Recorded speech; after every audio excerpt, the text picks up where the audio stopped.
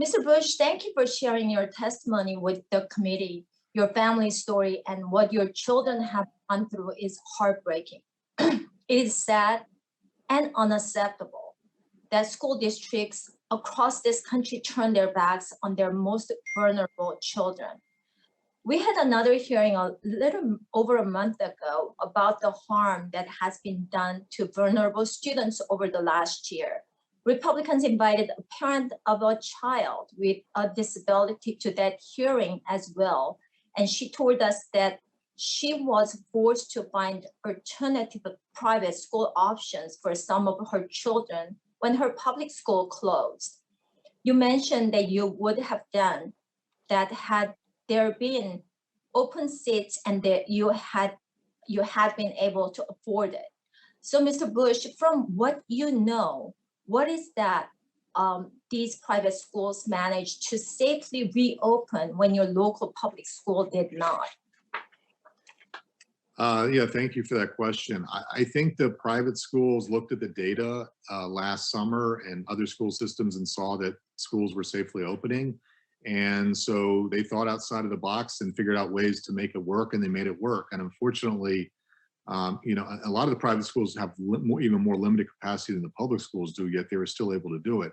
But unfortunately, you know, the public schools, even for the special needs kids where we live, couldn't even figure out a way to get a small number of special needs kids, the highest learning special or highest priority special needs kids, back to school.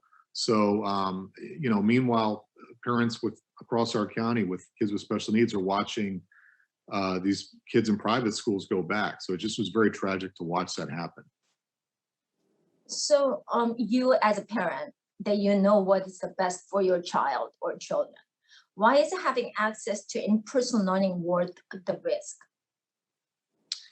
I think, you know, once we knew the data and that the data that especially among elementary kids, the children really weren't spreaders and that going back could be safe. For us, it was really important to get them back in because we were seeing, particularly with our son, significant psychological, decline. So it was very important for us that he be back in an in-person environment, which is really important for autistic kids, at least for him.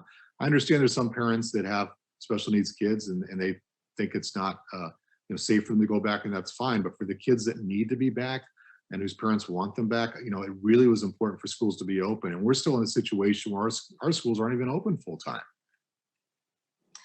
So do you feel like you have lost faith in your local school officials, and you have two children still have another 10 years plus in the school district? So how can you move on and keep trusting their decisions? Yeah, I've heard from a lot of parents around here that they've lost faith in the leadership of the school board and the superintendent because as many people were crying out to open up schools, especially as we saw the data come along that showed it was safe, both for teachers and for the kids. And then ultimately, even when the teachers are vaccinated and somehow, in some cases, the school's still not opening, you start to wonder, okay, well, who are they looking out for here? You know, the kids who are the ones who have no voice in this, you know, have been suffering. And you know, when are we going to open schools back up for these kids that really need it? Not just the special needs kids. I'm talking about all kids.